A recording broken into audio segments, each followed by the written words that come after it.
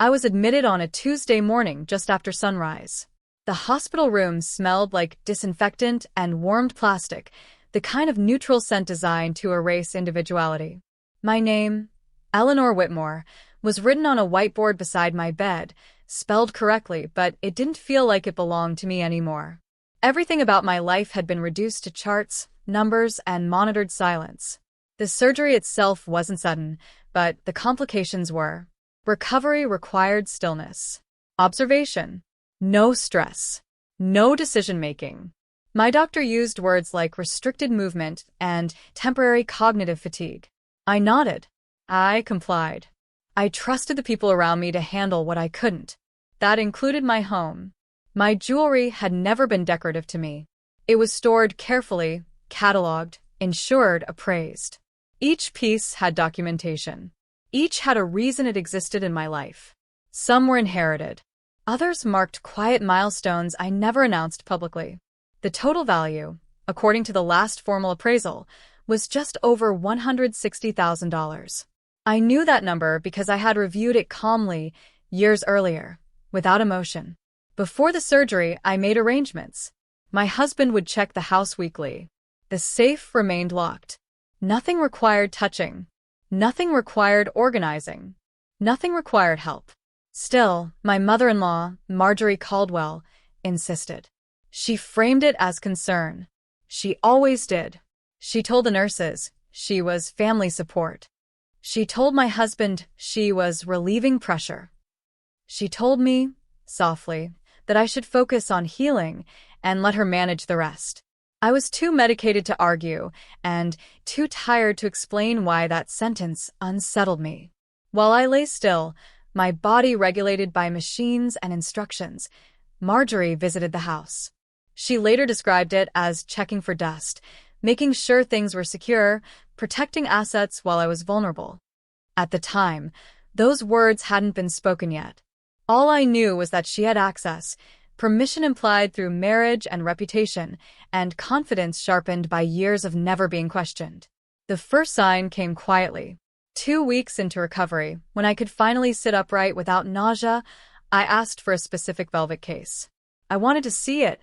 I told myself it was routine, muscle memory, reassurance. The case arrived empty. Not all at once. Not obviously. Just lighter. Missing weight before missing form. I didn't react. I didn't ask questions. I noted the absence the same way I noted my pulse or temperature, because something had shifted. And I understood, with clinical clarity, that my hospitalization hadn't created safety. It had created opportunity. Recovery was not linear.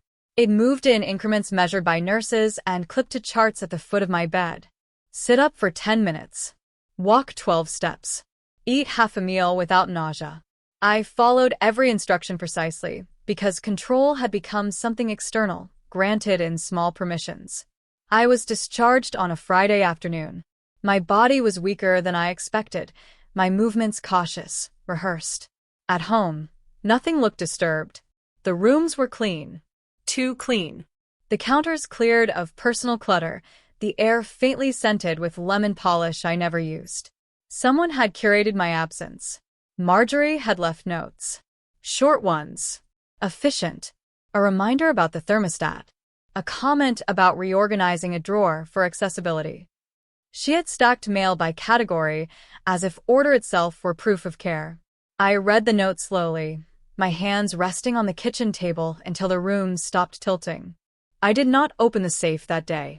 I told myself there would be time. That fatigue was misleading.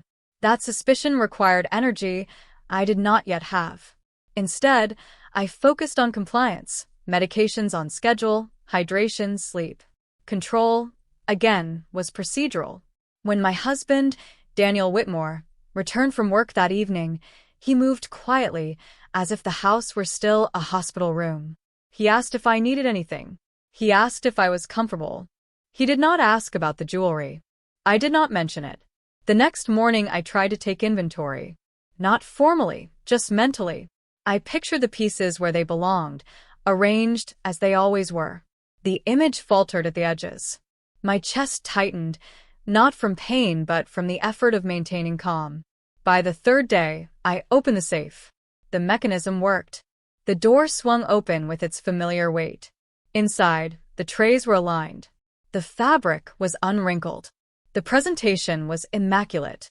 The contents were not. I closed the door without counting. I sat on the floor because the distance to the chair felt unnecessary. I placed my palms flat against the tile and waited for my breathing to normalize. There was no surge of panic, no rush of anger. Just a steady recognition that I did not have authority over what had been done. I did not call Marjorie. I did not accuse. I did not ask for explanations that would arrive prepackaged and confident.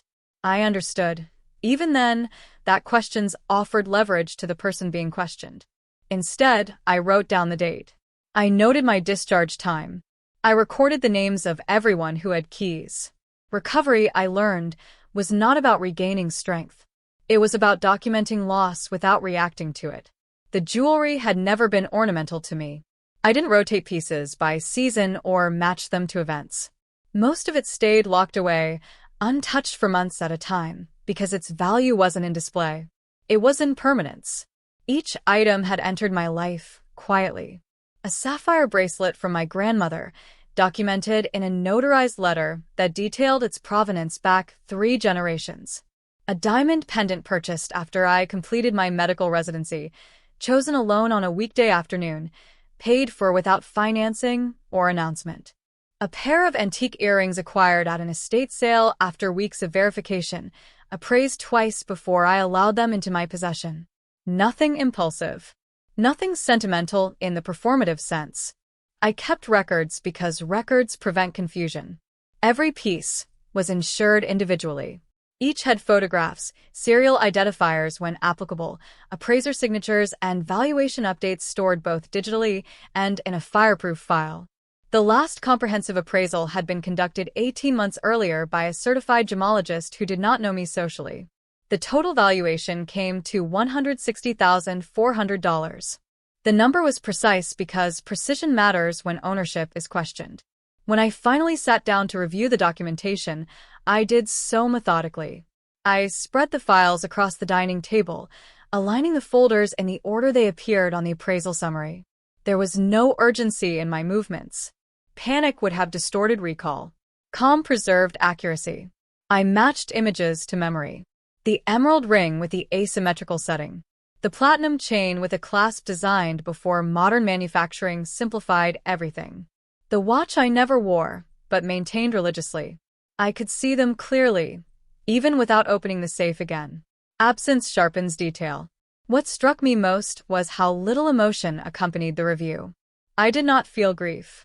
I did not feel violated in the way people often describe theft. What I felt was administrative displacement, the unsettling recognition that items with clear ownership had been repositioned without authorization, as if boundaries were optional when silence was available. Marjorie had always spoken about family possessions in collective terms. We take care of our own. What's yours is protected here. The language was inclusive, but the control was singular. I had noticed it before in smaller ways, documents she offered to hold on to, decisions she framed as temporary that never quite returned to their original state. At the time, I dismissed it as generational habit, preference masquerading as tradition. Looking at the appraisal summary, I understood something else. Jewelry is portable. It requires no explanation to move. It can be reframed as safekeeping, liquidation, inheritance management. Its absence can be delayed by recovery, excused by concern, normalized by authority. I closed the final folder and stacked the papers carefully. I did not calculate loss again. I did not speculate on resale. That would come later, when speculation could be supported by evidence. For now, I labeled a new folder.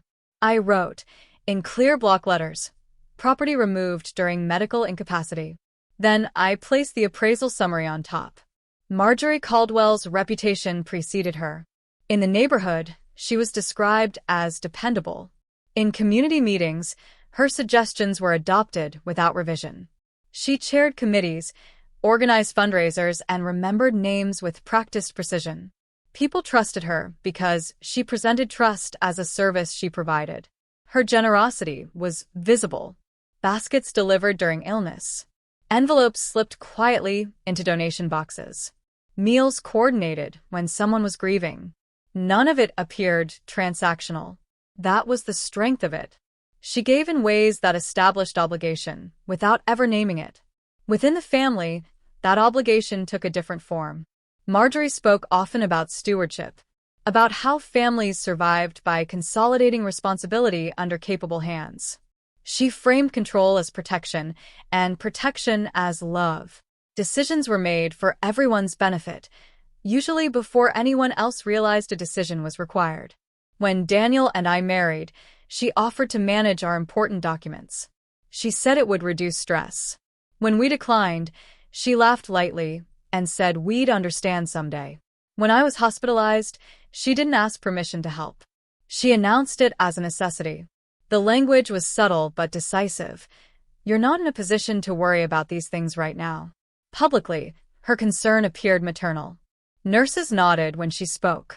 Neighbors praised her attentiveness. No one questioned why she had keys or why she spoke about my belongings with familiarity. Authority, once assumed, rarely invites scrutiny. What made her effective was her calm. Marjorie never raised her voice. She never accused directly. She simply repositioned herself at the center of every logistical decision and waited for agreement to follow. When it did, she treated it as confirmation that she had been right all along. After my discharge, visitors mentioned how fortunate I was to have her. They spoke as if her involvement had been a gift rather than an intervention. I listened without correction. Correction would have required explanation, and explanation would have shifted attention away from facts. Marjorie referred to my jewelry as assets. Not once did she say, "your jewelry." She spoke in terms of security and liquidity, as though the pieces were dormant resources that needed activation. When she said she had made arrangements, the phrase was presented as reassurance, not disclosure. I understood then how easily help becomes a shield. If confronted, she could rely on precedent, on years of visible generosity, on a narrative already accepted by the people who mattered to her. Any challenge would be reframed as ingratitude or misunderstanding. Illness, she would say, makes people confused. The family dynamic reinforced this. Discomfort was smoothed over quickly. Silence was rewarded. Disagreement was interpreted as instability. Marjorie had cultivated an environment where compliance appeared reasonable and resistance appeared unnecessary. From the outside, nothing looked wrong. Inside, I began to see the pattern clearly. Control entered quietly, under the guise of care. Ownership blurred into access. Access became assumption. Assumption hardened into entitlement. What mattered was not whether Marjorie believed she had done something wrong. What mattered was that she believed her reputation would absorb any inquiry, that the structure she had built, social, familial, procedural, would protect her from consequence. As I observed this, I did not interrupt the process. I did not correct the narrative. I allowed it to continue unchallenged. Because reputations, once fully constructed, also collapse in predictable ways. And collapse requires weight. The first inconsistency did not announce itself dramatically. It arrived disguised as reassurance. Marjorie mentioned, casually, that she had moved a few things for safekeeping.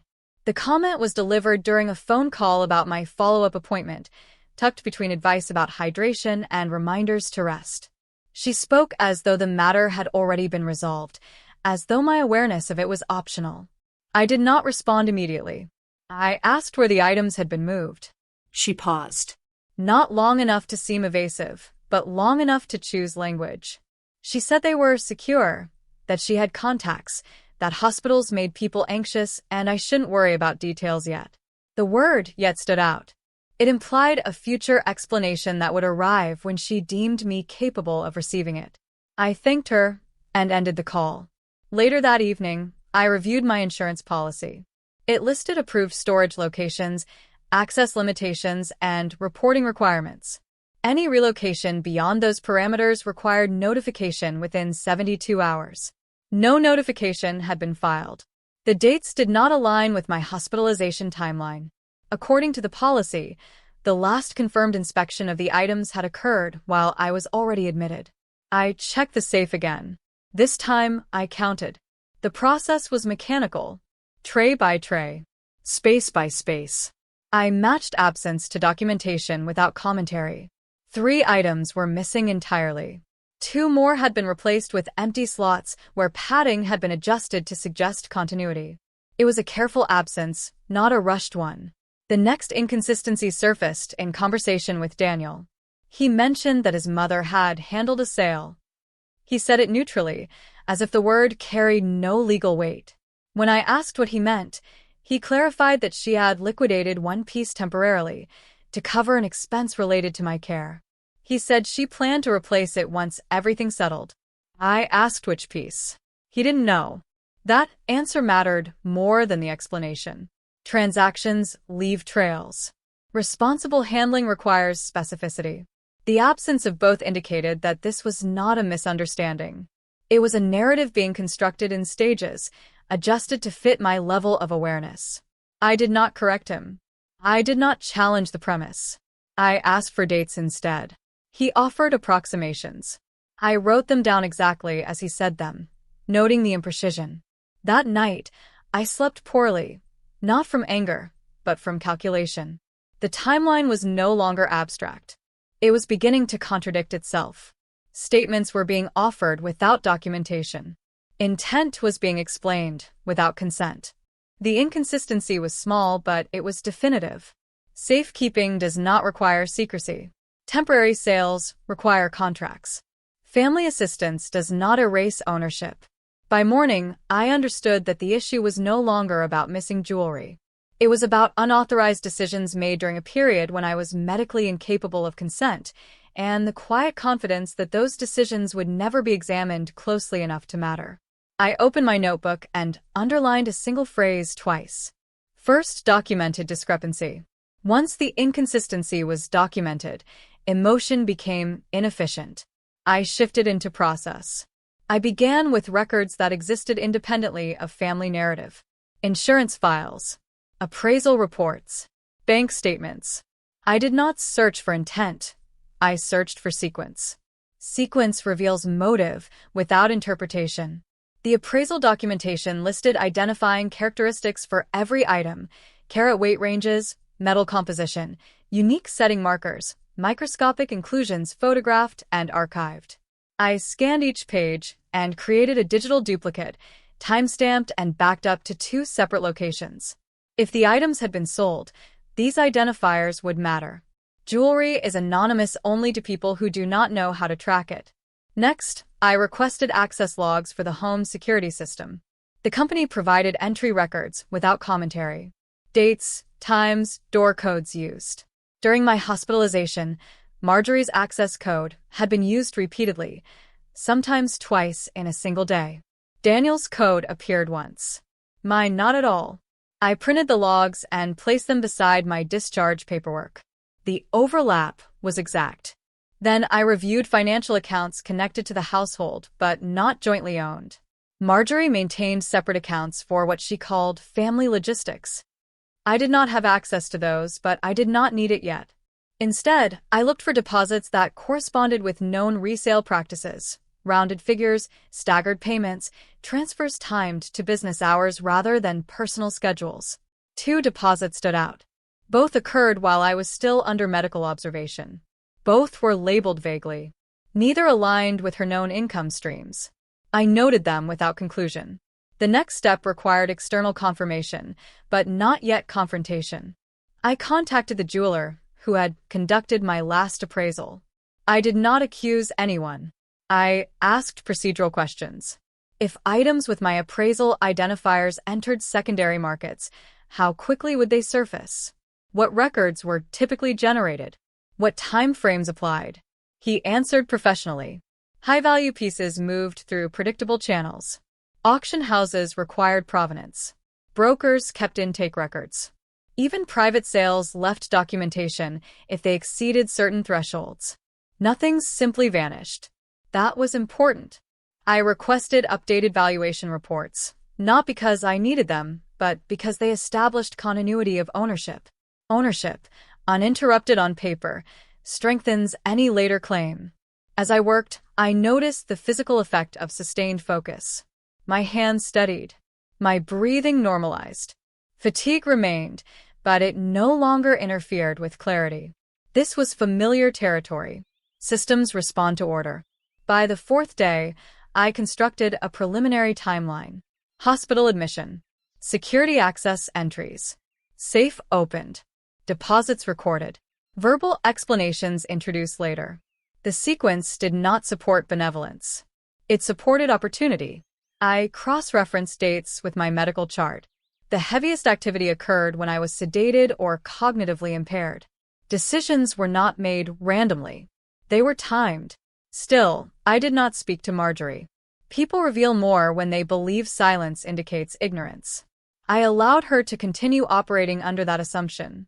When she called to ask about my strength, I answered briefly and redirected the conversation. When she mentioned she had handled things, I acknowledged the statement without requesting detail. Meanwhile, I began preparing for verification beyond paperwork. I compiled a list of regional brokers, auction houses, and certified resellers who handled assets in the valuation range of my missing pieces. I did not contact them yet. First, I ensured my documentation was complete. Inquiries without preparation invite deflection. What surprised me was not the scale of the loss, but the deliberateness of the process. This was not panic-driven. It was executed with confidence that no one would check. As the timeline solidified, so did my understanding of the next step. Discovery was no longer about learning what had happened. That part was becoming clear. It was about deciding when to stop observing and begin recording events in a format that other institutions recognized as authoritative. I closed my notebook and wrote a single line at the bottom of the page. Discovery phase complete. By the time I began formal documentation, observation alone was no longer sufficient. I needed records that could withstand scrutiny beyond the family narrative. My goal was to create a timeline so precise that no claim of ignorance could survive it. I started with the safe. Each tray, each compartment, each slot was photographed. Lighting was uniform, angles consistent. Labels were cross-referenced with appraisal records. I created a spreadsheet noting exact positions, descriptions, serial numbers, and purchase history. The missing pieces were highlighted in red. The spreadsheet became the spine of the investigation. Next, I incorporated access logs.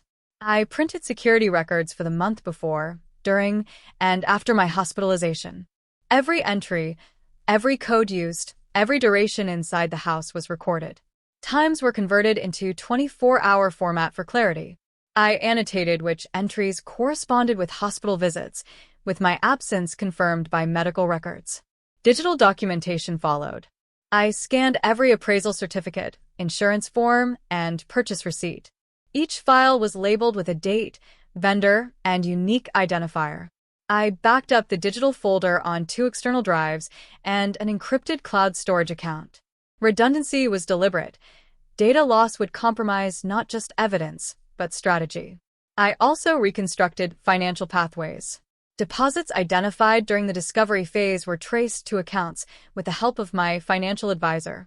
Each transfer, each withdrawal, each deposit was logged with timestamp, amount, and source. I made note of any anomalies, including rounded amounts and unusual intervals. Handwritten notes complemented digital files. I kept a physical ledger in parallel. Observations, conversations, phone calls, and minor inconsistencies that did not appear in formal documentation. Every phone call was summarized with date, time, participants, and direct quotations when possible. I did not editorialize. I recorded only what was said and done. Patterns began to emerge. Every unexplained withdrawal coincided with Marjorie's documented access. Every vague explanation corresponded to an entry in the security log. Deposits aligned with the appraised value of missing pieces. Her verbal reassurances mirrored timing that conveniently aligned with my incapacitation. What seemed like scattered actions at first revealed an orchestrated sequence. By midweek, I began assembling the timeline itself. Hospital admission, March 12th, 7:42 a.m. First access code entry by Marjorie. March 13th, 9:15 a.m. Jewelry missing from safe. March 14th, verified upon initial review. Deposits recorded. March 15th and 16th. Verbal claims of safekeeping and liquidation for care occurred March 17th and 18th.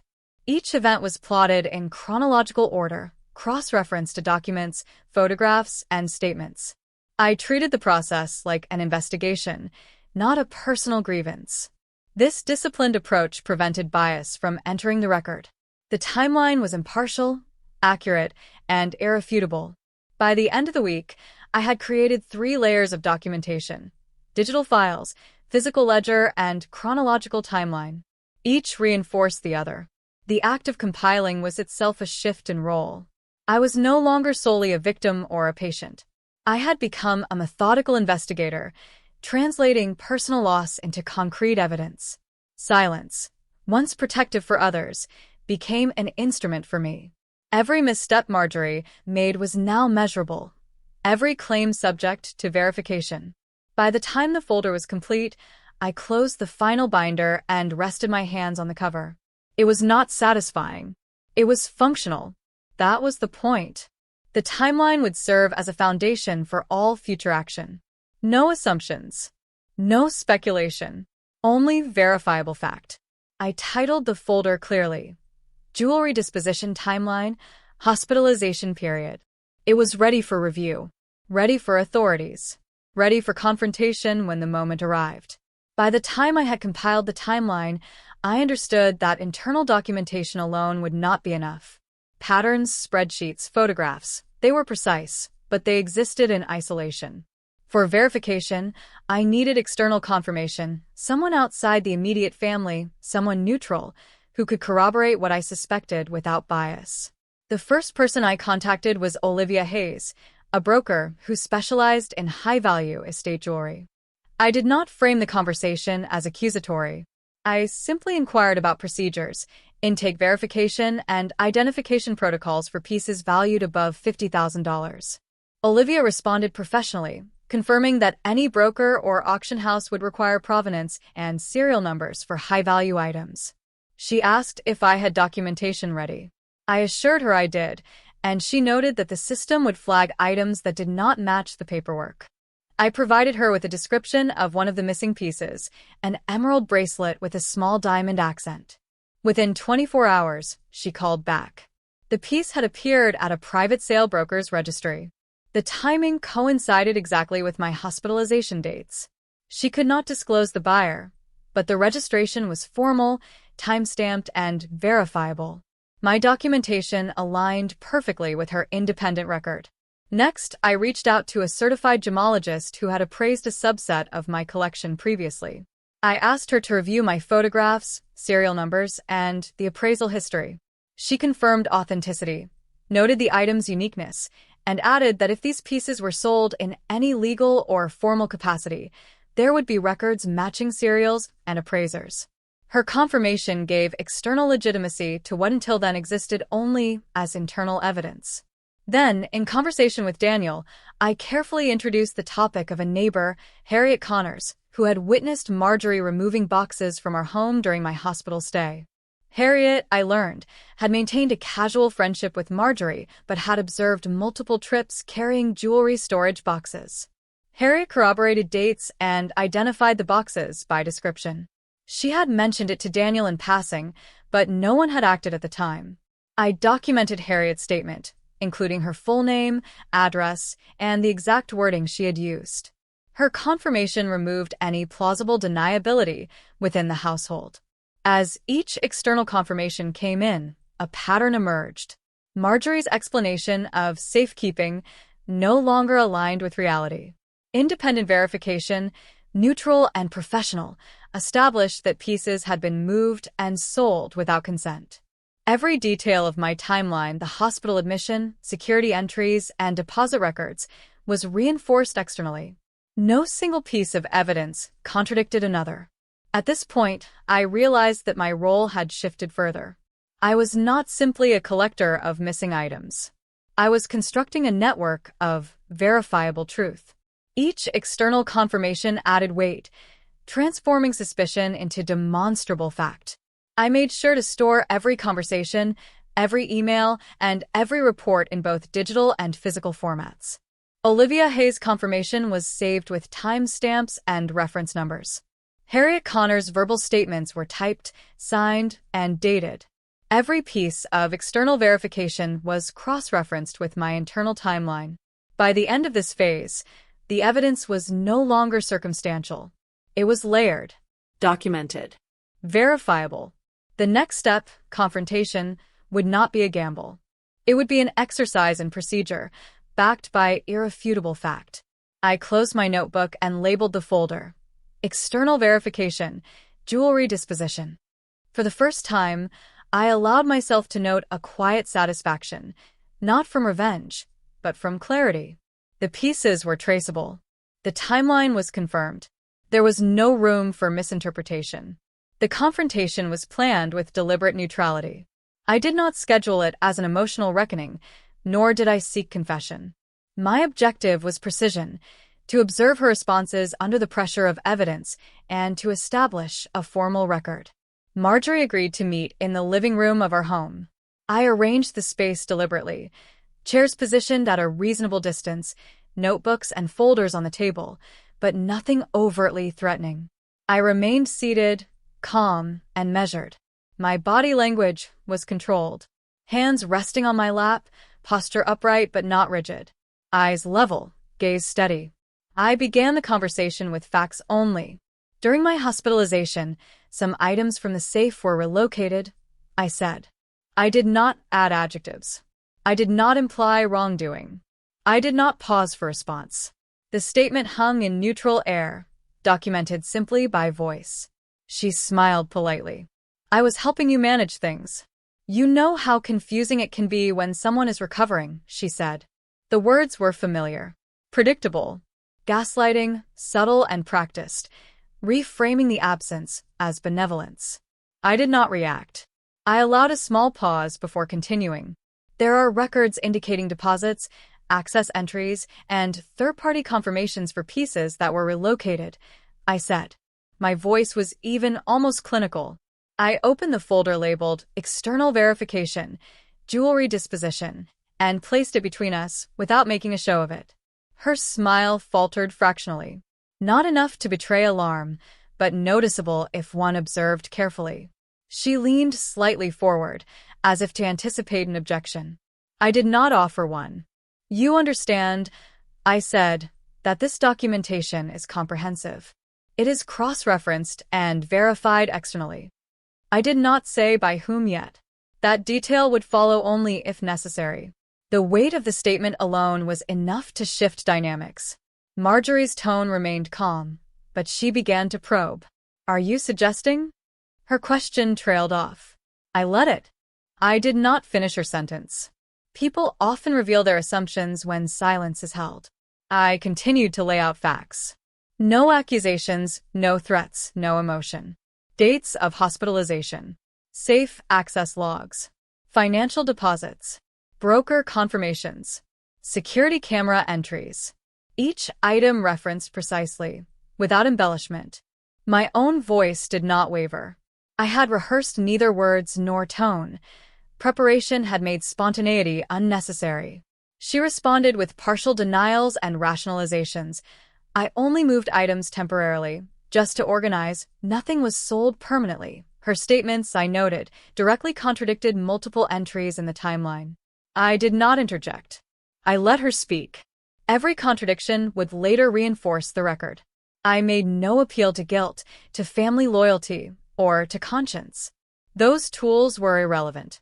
What mattered was observable alignment or misalignment between her statements and verified facts. After 20 minutes, I closed the folder. The documentation exists, I said. The sequence is clear. Further discussion is only procedural. I did not define procedural. She understood by context. The room settled into quiet. I did not congratulate myself. I did not show satisfaction. I simply observed. Her posture, her expressions, her voice. All indicated the shift in power had occurred silently, structurally, without theatrics. When she left, I did not follow. I did not call after her. I returned to my desk, noting the exact time.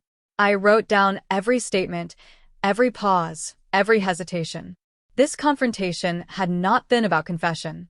It had been about evidence-driven clarity. Control had shifted not through emotion, argument, or exposure, but through procedure. I had presented fact methodically, and she had responded within that framework. No one could later claim ignorance. The next phase required formal channels. I had accumulated evidence, external confirmations, and a clear timeline, but the situation's resolution depended on institutions, organizations that operated beyond familial bias, beyond personal relationships, and beyond influence. I approached it methodically. First, I contacted my attorney, Margaret Klein, specializing in asset protection and family disputes. I scheduled a private consultation and brought a complete dossier: security logs, appraisal reports, photographs, financial records, and the notes from the controlled confrontation. I did not summarize. I presented the data systematically. Each file, folder, and annotation was referenced. Every date, time, and transaction was verifiable. Margaret reviewed the materials carefully. She made notes in her own ledger, cross-referencing my timeline against applicable statutes regarding property and fiduciary responsibility. She emphasized that high-value personal assets, even when accessed by relatives under the guise of assistance, remain legally protected. Ownership rights, she explained, are not suspended by hospitalization nor by familial authority. The next step was filing a police report. I contacted the local precinct's Property Crimes Division, requesting an appointment with an investigator. I did not frame it as a personal dispute. I framed it as a property disposition case requiring verification and official documentation. Officer Stephen Mallory reviewed the materials on site. I presented the timeline, photographs, security logs, and broker confirmations. Each piece was cataloged and logged into evidence under my name. Officer Mallory confirmed that, given the external verification, security entries, and financial discrepancies, the report would be classified as a formal investigation. The phrase "devastating" was never used casually in official language, but it was clear from his tone that the combination of evidence and timing left little room for disputation. My documentation exceeded standard thresholds for probable cause. Concurrently, Margaret initiated contact with financial institutions connected to Marjorie's accounts. The deposits correlated with broker records and appraisal values. Each bank was provided with notarized affidavits, timeline documentation, and third-party confirmations. Alerts were placed on related accounts to prevent further unauthorized transfers. I also notified my insurance provider. The policy had clauses for third-party theft and temporary misappropriation. With the detailed timeline and evidence, a claim could be processed efficiently. Documentation included photographs, purchase receipts, appraisals, and the record of external confirmations. The claim was flagged for priority review. By midweek, multiple institutions were active simultaneously. The Property Crimes Division had assigned an investigator. Banks were reviewing accounts. Insurance had begun claim assessment. Margaret coordinated with all parties, ensuring no gaps or miscommunications. Each step reinforced the others. Law enforcement validated the timeline, banks confirmed financial anomalies, brokers confirmed item movement, and insurance provided coverage verification. Throughout the process, I maintained calm. I did not escalate emotionally in meetings. I did not plead, demand, or exaggerate. I spoke clearly, providing facts and documentation, allowing the weight of evidence to perform its function. Silence became an instrument. Questions were answered succinctly. Misstatements were recorded without commentary. The slow, procedural momentum became a shield. Marjorie, I realized, could not manipulate institutional processes in the same way she had manipulated family perception.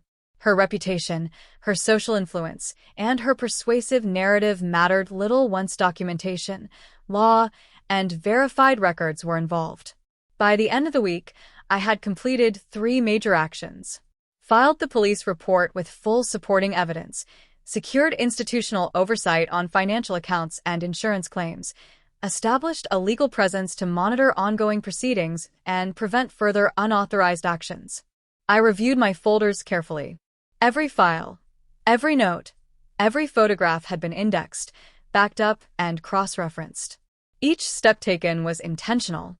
Each layer of evidence was redundant. The shift from suspicion to formal investigation was complete, and control of the process rested firmly in procedures I could verify and replicate. For the first time since hospitalization, I felt a measured sense of agency. The system was moving. Justice, slow and deliberate, was unfolding, not through emotion, confrontation, or immediate retribution, but through institutions designed to recognize fact, not influence. Once institutional mechanisms were activated, the shift was quiet but palpable. There were no confrontations, no dramatic phone calls, just the slow, inevitable weight of scrutiny pressing in. Marjorie, who had previously navigated the family and social spheres with near immunity, now faced systems that did not respond to charm or reputation. Phone calls began subtly. From her perspective, they were ordinary inquiries. "We need clarification on these transactions," one bank representative said. Another voice from an insurance adjuster asked for serial numbers and appraiser contact information. Each call alone might have seemed routine, but in combination, they formed an unrelenting pattern. Simultaneously, the property crimes investigator, Officer Mallory, made discreet visits to review documents in person.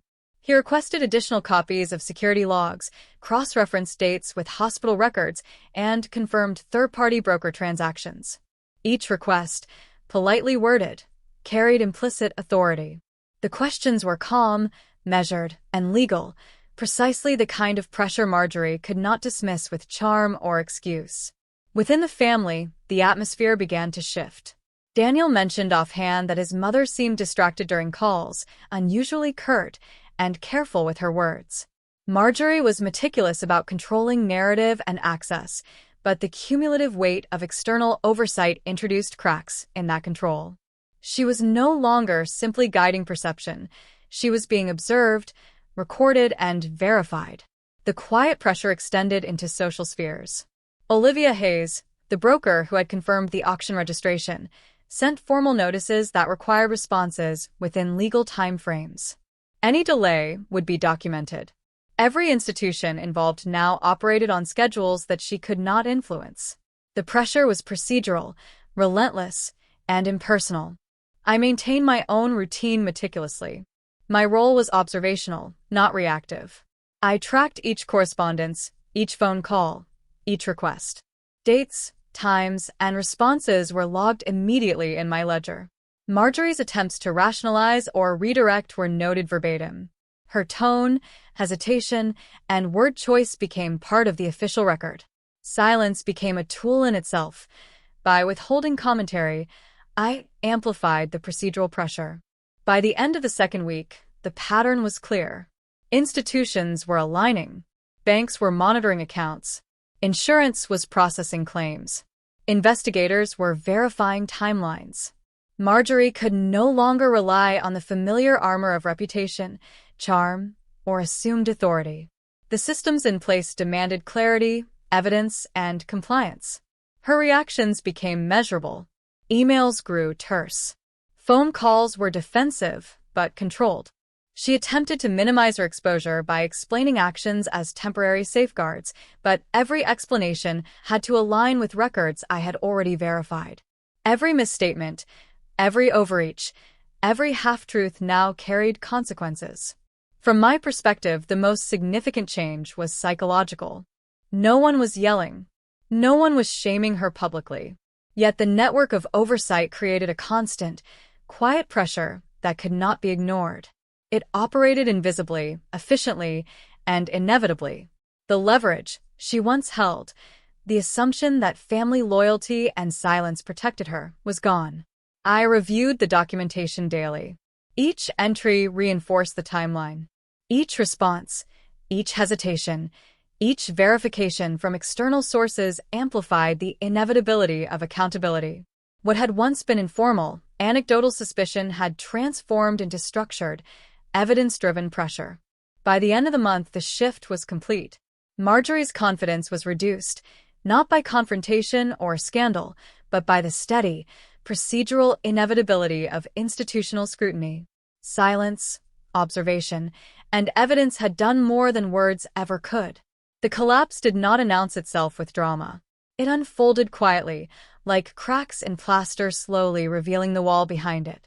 Marjorie had built a reputation that seemed impervious, charitable, composed, admired, but institutions operate on evidence, not perception. Once procedural oversight began, that reputation began to falter.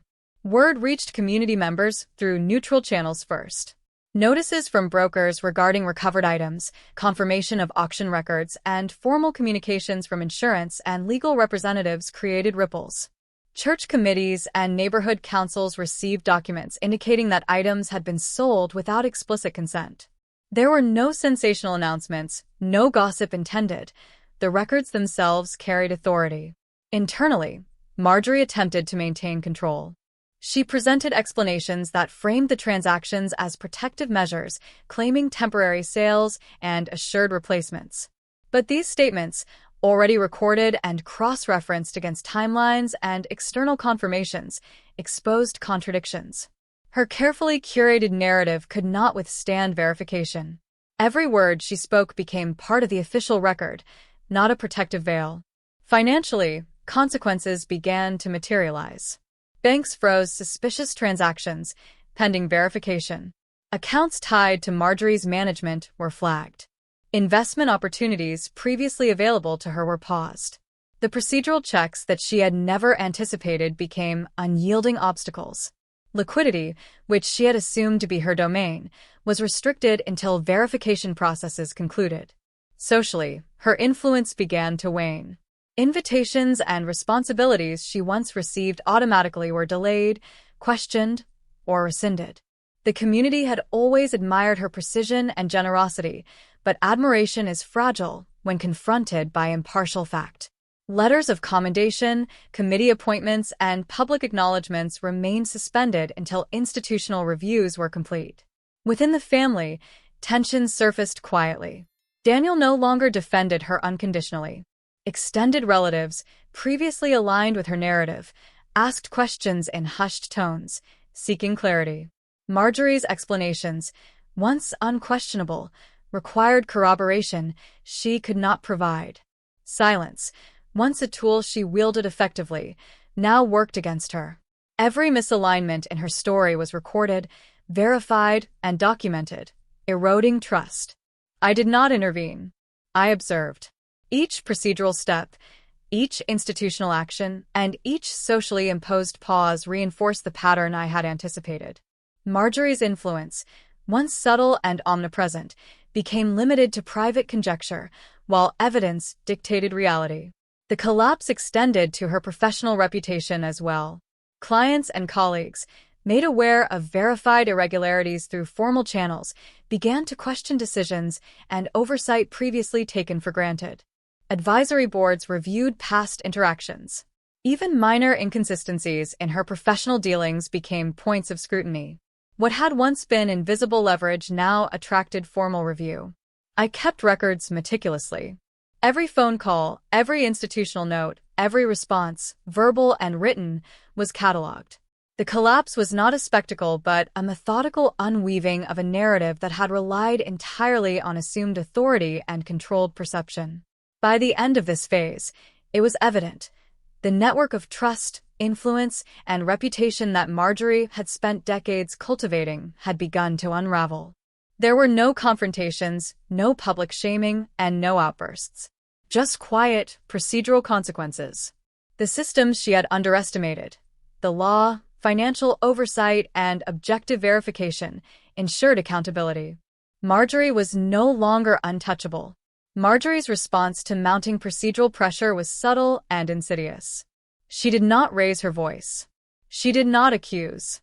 Instead, she relied on emotional manipulation, a skill she had honed over decades of family interactions. Her language shifted, carefully calibrated to invoke guilt without making any factual claim. "You're destroying the family," she said during a brief phone call.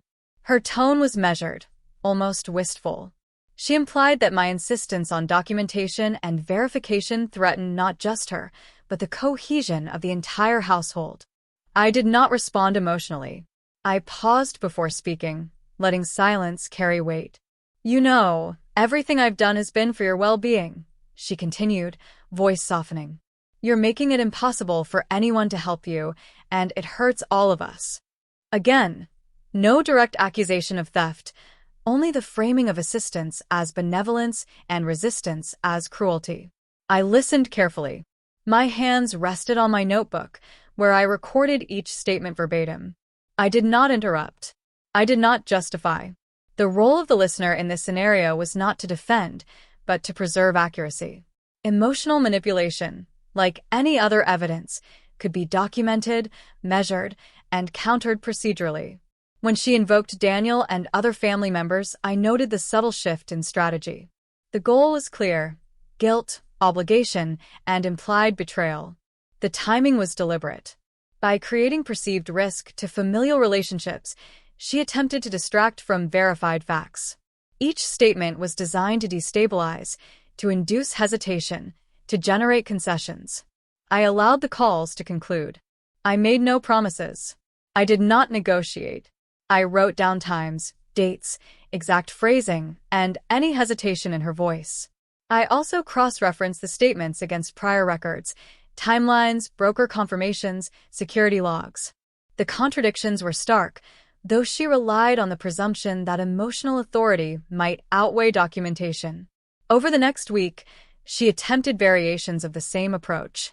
Emails emphasizing family unity, handwritten notes expressing concern for my health, casual references to trust and loyalty. None contained factual inaccuracies per se. All relied on implication and expectation. I responded uniformly: brevity, acknowledgement without engagement, and continued documentation. I did not justify my actions. I did not defend my process. I allowed the evidence to remain separate from narrative, knowing that emotional appeals have no bearing when the system operates on verified fact. In the ledger, I created a separate section: Emotional Manipulation, Marjorie Caldwell. Each attempt, each wording, each nuance was cataloged. By treating these manipulations as data points rather than provocations, I maintained procedural control. By the end of this phase, it was clear that her emotional tactics were ineffective. They had no power over institutional oversight. They could not reverse timelines, deposits, or third-party verification.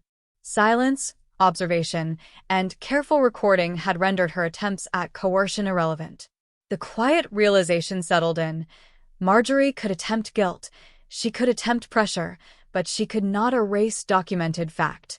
And fact, measured and verified, always prevails over narrative.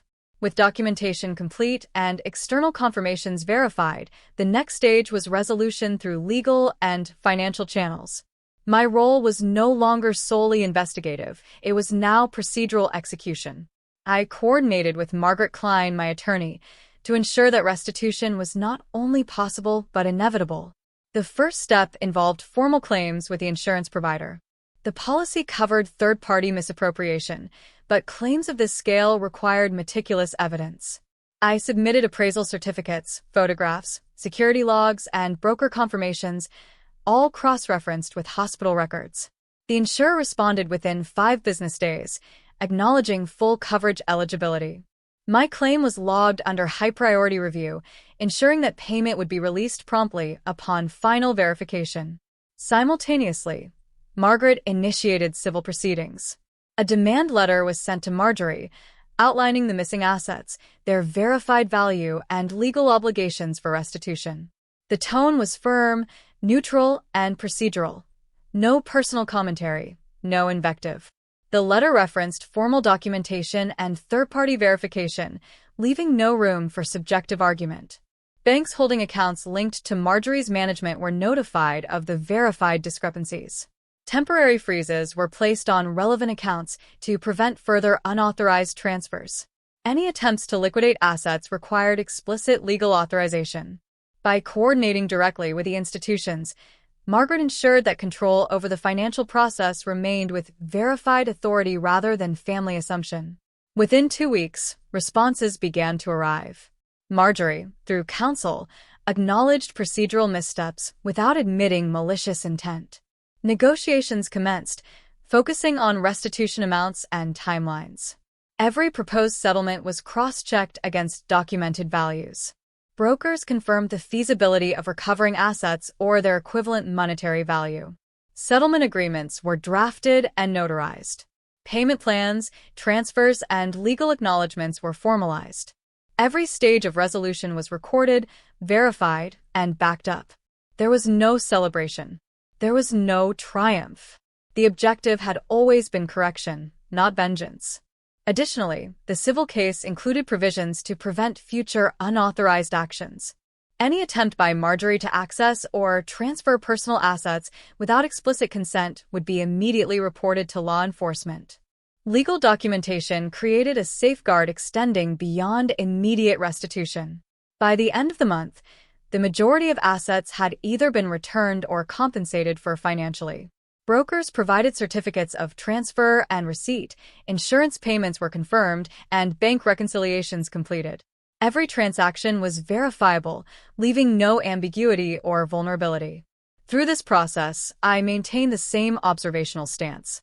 Meetings with attorneys, brokers, and financial institutions were conducted calmly, factually, and without emotional expression. My focus remained on the integrity of records and the enforceability of agreements. Marjorie's attempts at narrative control had no effect. Every step operated within formal systems that valued evidence over perception. Finally, I archived every document in multiple secure locations, digital, physical, and cloud-based. Each folder, labeled systematically, ensured that the history of events, from hospital admission through legal restitution, was preserved intact. This comprehensive archive was more than a safeguard. It was the final instrument of accountability, preventing any future revision or dispute. The resolution was complete. Ownership was restored, financial discrepancies corrected, and legal safeguards established. Control over the process had shifted definitively from assumption and influence to documented fact and institutional authority. Months passed after the legal and financial resolutions were finalized. The house returned to its intended order. Safe contents were secured. Insurance and bank confirmations rested in neatly labeled folders, digital and physical.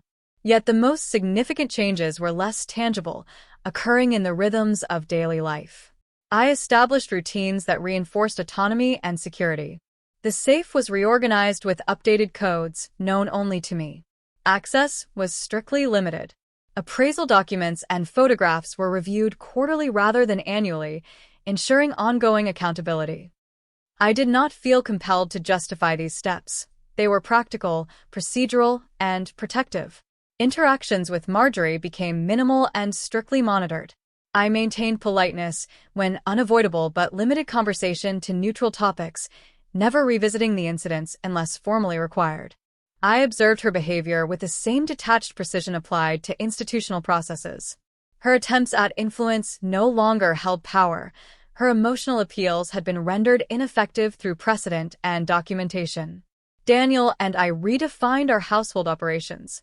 Joint decisions regarding valuables, finances, and third-party interactions were formalized through contracts and shared documentation. Transparency replaced assumption. Roles were clear, and responsibility rested where authority and verification intersected. This structure restored a sense of balance and diminished the likelihood of recurrence. The community remained largely unaware of the full extent of events, though subtle shifts were evident. Marjorie's influence had quietly diminished. Her reputation, once untouchable in social circles, had adjusted in proportion to her verified actions. There were no public confrontations, no sensational exposure, only the measured withdrawal of trust and unspoken recalibration of relationships. Emotionally, I found stability in routine and observation. Anxiety associated with past events persisted only minimally, tempered by the certainty of legal and institutional resolution. I approached personal interactions with a renewed clarity, recognizing when control was deserved, when boundaries needed enforcement, and when documentation would serve as the primary instrument of authority. I also began to reassess the sentimental value attached to material possessions. The jewelry, while legally restored or compensated, became symbolic of accountability rather than personal pride. Its primary significance lay in the processes it initiated, the discipline, observation, and verification that ensured justice.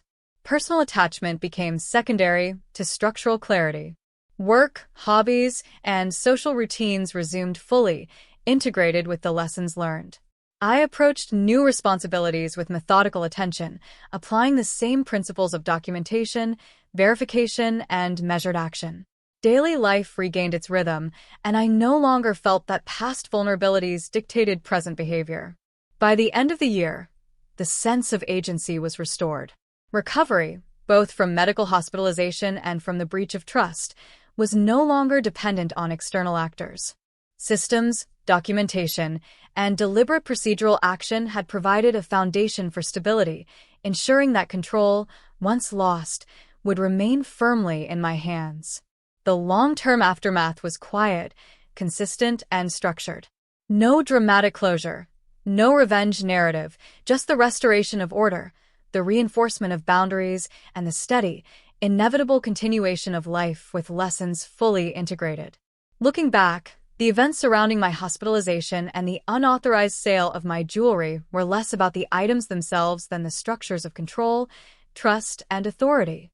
The pieces, while valuable, were catalysts for clarity. They revealed patterns, exposed assumptions, and demanded measured action. Revenge, in its traditional form, was neither necessary nor effective. What mattered was documentation, verification, and procedural integrity. By approaching the situation systematically, through observation, evidence collection, and institutional channels, I reclaimed authority without resorting to confrontation or spectacle. I learned that calm, deliberate action often carries more weight than emotional assertion. Silence, when combined with meticulous record-keeping, becomes a tool for accountability. Institutions respond to facts, not narratives. Reputation can protect individuals temporarily, but it cannot override documented evidence. In retrospect, the process itself became transformative. I shifted from passive observation to active, structured engagement. Each phone call, ledger entry, and cross-reference reinforced not only ownership of property, but also ownership of outcomes. Boundaries were no longer abstract concepts. They were enforceable rules, supported by verified evidence. The moral is subtle but essential. Justice is often slow, procedural, and invisible. It does not demand dramatics. It does not rely on public spectacle. True resolution arises from clarity, consistency, and the careful application of rules and documentation. When systems are engaged thoughtfully, accountability follows naturally. The jewelry, restored or compensated, now represents more than monetary value. It is a symbol of regained control, procedural integrity, and the quiet inevitability of consequence when deliberate action meets verifiable fact.